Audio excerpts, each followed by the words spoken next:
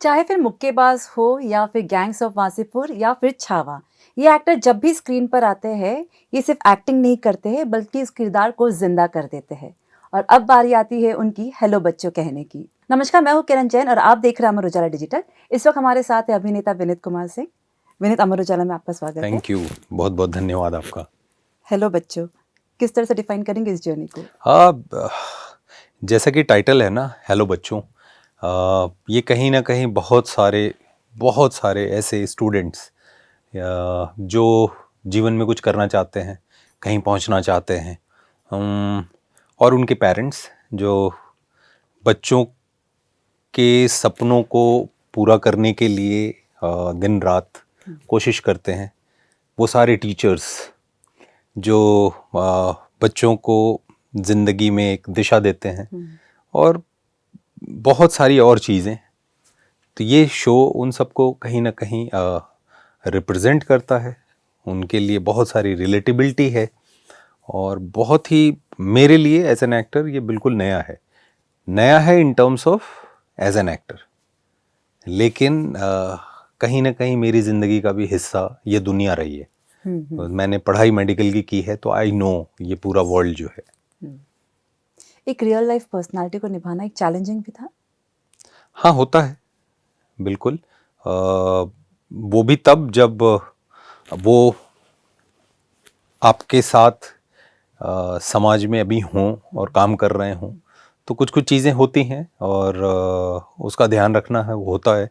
But at the same time एक flexibility है, because कहानी जिस तरीके की कहानी है, कहानी जो कहना चाहती है, वो बहुत ज़्यादा मायने रखता है। तो वो छोटी सी लिबर्टी भी होती है। मैंने अगर प्रिपरेशन की बात की जाए, इस किरदार में ढलने के लिए बता सके हमें कि किस तरह के वर्कशॉप्स करने पड़े? ऐसा कौन सा चैलेंजिंग मोमेंट था उस किरदार में अंदर घुसने के लिए? हर रोल थोड़ी तो तैयारियां लगती हैं, लेकिन बिल्कुल हेलो बच्चों में अलग पांडे सर का जो किरदार है, एक जिम्मेदारी, बिकॉज करोड़ों बच्चे हैं, करोड़ों स्टूडेंट्स हैं जिन्होंने उनसे पढ़ाई की है। तो एक जिम्मेदारी का एहसास होता है एज एन एक्टर कि अपनी तरफ से कोई कमी ना रखूं। बाकी अब लोग देखेंगे 6 मार्च को, तो वो बताएंगे, वो बेहतर फीडबैक दे पाएंगे मैंने जो प्रयास किया उन्हें कैसा लग रहा है। बट या I am certain, I am positive. Teachers बहुत सारे देखे हैं। मेरे घर में my father, he is a mathematician. तो बहुत कुछ तो ऐसा है जो बड़ा कॉमन सा रिलेट कर सकते। हाँ, वो वर्ल्ड को मैं जानता हूँ। तो वो कहीं ना कहीं वो चीज़ें मेरे लिए आसान थी। मेरी ज़िंदगी में जो मैंने प्रयास किए, तो वो प्रयास को अगर मेटाफरिकली देखा जाए, तो कहीं ना कहीं एक तरीके की आप जूझने की, संघर्ष करने की, और अपने सपनों को पूरा करने की, अपनी ज़िद को पूरा करने के लिए आप जो दिन रात लगे होते हो, यहाँ पे कहीं ना कहीं मेटाफरिकली कहीं ना कहीं एक पैरेलल है। अगर आप ड्रॉ करेंगे तो ये कुछ चीज़ें हैं जो कॉमन थी, कि ही इज़ फ्रॉम प्रयागराज और मैं काशी से हूँ, तो गंगा वहाँ से बह के आती हैं। तो कई मायने में बहुत सारी चीज़ें सिमिलर भी हैं।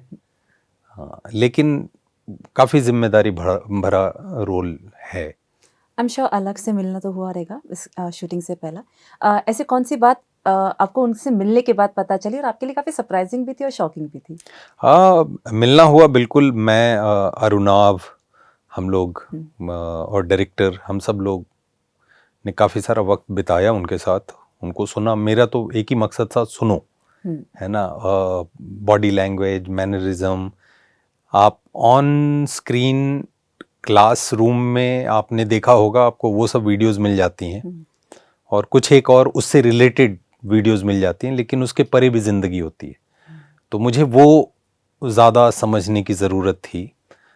तो मैंने अपने हिसाब से अपने नोट्स वगैरह बनाए, है ना, कि किसके साथ कैसा रिलेशन है, हाउ ही सी थिंग्स, ज़िंदगी को लेके अप्रोच क्या है, और डे टू डे लाइफ में जो छोटी छोटी चीज़ें होती हैं, तो वो सब एज एन एक्टर जो हम लोग करते हैं, तो वो कहीं ना कहीं मिलने से वो फ़ायदे ज़रूर होते हैं। ही इज़ वेरी सॉफ्ट, लेकिन जब डिसीजन लेने की बात आती है तो ही इज़ वेरी फर्म कि if he is convinced for something then he will stick to it.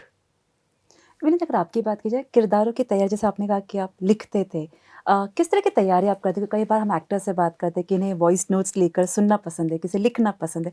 अगर आपकी बात की जाए, किस तरह का आप प्रिपरेशन करते हैं अपने कोई भी किरदार को लिए? कई चीज़ें होती हैं, इट्स नॉट जस्ट के हाउ समवन जस्ट लुक्स। बोलने की रिदम क्या है, पॉजेस बड़े हैं छोटे हैं, इम्पैक्ट क्या आता है, ह्यूमर कैसा है, किसी भी सिचुएशन में किस तरीके से कोई सोचता है। तो जब इस तरीके की कुछ कुछ चीज़ें आपके समझ आने लगती हैं तो थोड़ा आसान हो जाता है। So do you right those points? हाँ, वो सारी चीज़ें आपको कहीं ना कहीं आप मार्क करते हो। कुछ चीज़ें ऐसे भी समझ आ जाती हैं कि हाँ नहीं, मुझे ये अप्रोच करना है। कुछ एक किरदार होते हैं जो बिल्कुल बातचीत करते हैं तो उनका हाथ, मतलब दे आर, बहुत कम मूवमेंट आपको देखने को मिलेंगी, लेकिन एट द सेम टाइम वही व्यक्ति किसी सिचुएशन में बहुत सारी फिजिकल मूवमेंट्स हमें दिखती हैं। तो मैंने नोटिस किया अलग सर का कि जब वो पढ़ा रहे होते हैं तो उनके दोनों हाथ मूव कर रहे होते हैं अक्सर। एक हाथ में हमेशा मार्कर वगैरह कुछ रहता है, इरेज करने के लिए कुछ रहता है। पहले तो ग्लव्स भी हुआ करती थी, अच्छा। हाँ, एक से लिखना होता था, एक से तुरंत मिटा देते थे। तो वो सारी चीज़ें कि कौन से स्टेज में कहाँ क्या यूज़ करना है, तो ये सब आप नोट करते हो।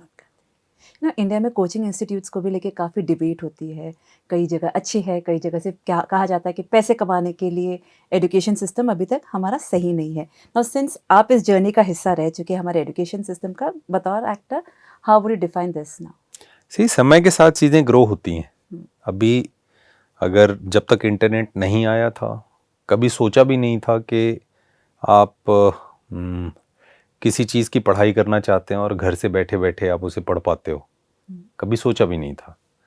लेकिन जब वक्त बदला है, स्पेशली ड्यूरिंग कोविड, तो मजबूरी थी कि बच्चे पढ़ें तो कैसे पढ़ें, क्योंकि स्कूल्स बंद हैं, एक साथ इकट्ठे आप नहीं हो पा रहे हो, लेकिन पढ़ाई भी करनी है। तो होता है ना कि प्रकृति किसी ऐसी सिचुएशन में पूरे समाज को डाल देती है कि वहाँ कुछ नया इवॉल्व हो जाता है। हमारे सिनेमा वर्ल्ड में भी बहुत चीज़ें बदली हैं। तो उस समय मैंने देखा कि बहुत सारे लोग जो ऑनलाइन पढ़ाते थे वो ज़रूरत बन गए और उनके बारे में लोग जान पाए। बहुत बड़ी संख्या ऐसी थी जिन्होंने उनकी वजह से अपनी पढ़ाई को कंटिन्यू किया।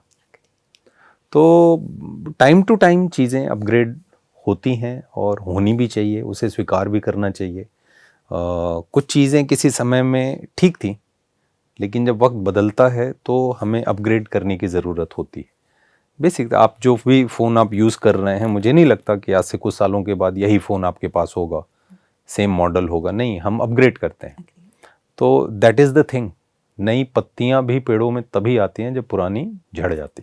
कोई बदलाव आपको लगता है हमारे एजुकेशन सिस्टम में होना बहुत ज़रूरी है आने वाले जनरेशन के लिए? मैं एक्सपर्ट तो नहीं हूँ उसका, और ये बहुत गंभीर सवाल है, तो मुझे नहीं लगता कि मुझे इस पे कोई टिप्पणी करनी चाहिए, बिकॉज ये एक ऐसी चीज़ है जो बहुत बड़े तबके से जुड़ा हुआ है, तो यहाँ एक्सपर्ट्स की ज़रूरत पड़ेगी। बट आई एम श्योर आपके आसपास जो लोग होते होंगे, कभी तो डिस्कशन होता होगा। कई बार जैसे हम देखते हैं कि फ़ीस बहुत महंगी है, अच्छी अगर स्कूल में देना है, अगर स्कूल में अच्छी पढ़ाई करवानी, अफोर्ड नहीं कर पाते जो मिडिल क्लास लोग हैं, तो उनके लगता है कि हमारा सिस्टम कुछ इस लेवल पे तो बिल्कुल बात की जा सकती है। मुझे लगा आपका सवाल किसी पर्टिकुलर सिग्निफिकेंट सब्जेक्ट या इन चीज़ों को लेकर के है। अगर ये है तो ये तो शो ये कहता ही है कि शिक्षा जो है ये बुनियादी जन्मसिद्ध अधिकार होना चाहिए लोगों का। हर किसी को शिक्षा मिलनी चाहिए। मतलब ऐसी दीवारें नहीं होनी चाहिए कि कोई बच्चा पढ़ना चाहता है, जस्ट बिकॉज ऑफ मनी और फाइनेंसेस और समथिंग लाइक दैट वो पढ़ाई नहीं कर पा रहा है। ये तो होना ही नहीं चाहिए। मुझे लगता है समाज ऐसा होना चाहिए जहाँ पे हर बच्चा पढ़ सके।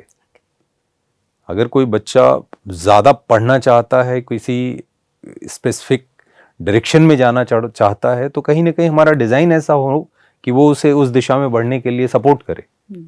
ये नहीं होना चाहिए कि फीस नहीं अफोर्ड कर पा रहे हैं इसलिए बच्चा अच्छे स्कूल नहीं जा पा रहा है। ये तो मतलब बहुत शर्मनाक है, ये होना ही नहीं चाहिए। इमेजिन करिए कोई बच्चा आज की डेट में 10 साल 12 साल का है और वो पढ़ना चाहता है, वो नहीं पढ़ पाया। Have you come across any instance जब बहुत आपने सारे। देखा? मुझे एक घटना याद है, मेरे पापा मंदिर गए थे। हमारा एक, जिस कॉलेज में हम लोग पले बढ़े बचपन, तो इट्स अ बिग कैंपस, 100 एकड़ का कैंपस है, तो वहीं पे मैं पला बड़ा ज़्यादा। तो मंदिर गए और वहाँ से एक लड़के को लेके आए थे, and that boy was crying. Boy तो नहीं बोलूँगा, ही वाज कॉलेज गोइंग। तो पापा ने सबको ये बोला कि ये जब भी घर आएगा आप लोग खाना खिलाओगे, ये जब भी आएगा इसको जो ज़रूरत होगी आप लोग वो ध्यान रखना। सारे हम भाई बहनों को, मम्मी को, सबको ये इंस्ट्रक्शन थी। वो पढ़ना चाहता था, and he was crying in temple, he was not able to afford his fees. तो पापा ने जो डिज़ाइन बनाया उसके लिए कि सबसे पहले हम जो भाई बहन थे उनको बोला कि तुम इनको 1 घंटे पढ़ाया करो। उसके बहाने वो कुछ से कुछ दे पाते थे ताकि वो सरवाइव कर सके, राइट। फिर हम लोगों ने अपनी सर्कल में बोलना शुरू किया कि हम श्री सर से पढ़ते हैं, तो कौन श्री सर, कौन श्री सर। तो धीरे धीरे होता ना कि मेरे 1-2 दोस्त आ गए, भाई के 1-2 आ गए, तो ऐसे करके 1 दर्जन लोग उनको मिल गए उसी 1 घंटे में। And that's how he completed his higher education. And one fine day पापा वाज गोइंग टू कॉलेज, और कोई उधर से आया, ये लिटरली जस्ट, क्या बोलूं, मतलब होता है ना गुरु और शिष्य का वो होता है कि चरण पकड़ लिया पापा का उन्होंने, because he got a very good job and पूरी ज़िंदगी बदल गई उनकी। तो इस तरीके की घटनाएं, ये मैंने एक घटना आपको बताई। बचपन से मैं, मेरे घर पे ऐसे 4-5 स्टूडेंट्स पापा को कहीं ना कहीं से मिलते रहे हैं, और हम लोगों को ऐसे इंस्ट्रक्शंस मिलती रही हैं, और हम लोग इस तरीके से, तो जो पढ़ा सकता था उसको ऐसे, या कोई और कोई चीज़ कर सकता था उसको उधर कोई जिम्मेदारी दे दी।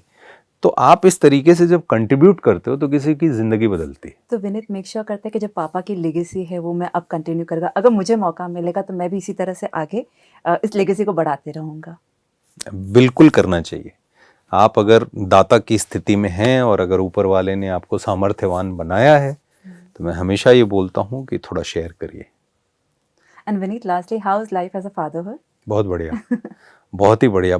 मैं तो अभी भाग के आया हूँ, और मैं थोड़ा सा दुखी भी हूँ कि बेटे को जब भी उसने पहचाना ही नहीं, क्योंकि इसके जब गया था तो दाढ़ी थी, आया तो उसको लग रहा है ये कौन है तो मेरे ही पास नहीं आ रहा है तो कभी आपके साथ भी ऐसा होता है कि यार जल्दी फटाफट काम खत्म करे अब घर जाए? पहले शायद ऐसा नहीं होता होगा, बट अब जब घर पे बच्चा है तो बिल्कुल होता है। मैं वैसे भी काम खत्म होता है तो घर ही जाता हूँ, मेरे रास्ते कहीं और नहीं जाते। तो अभी तो ज़्यादा होता है, बिकॉज मोबाइल की स्क्रीन से उसे दूर रखते हैं। अच्छा। मोबाइल से दूर रखते हैं तो नहीं चाहता कि वीडियो कॉल पे वो देखे और उसको लगे पापा इस डब्बे के अंदर भी रहते हैं तो वो मेमोरी नहीं देना चाहता। वो कोशिश ये होती है कि जब जब वक्त मिले तो उसके साथ समय बिताऊं। चलिए, आखिरी में अपने फैंस को क्या कहेंगे हेलो बच्चों को लेकर, जो कि आप देखें इस सीरीज को? हाँ, मैं आप सबसे यही कहना चाहता हूँ, 6 मार्च को नेटफ्लिक्स पे हेलो बच्चों रिलीज़ हो रही है। बहुत प्यारा शो है, बहुत दिल से हम सब ने काम किया है।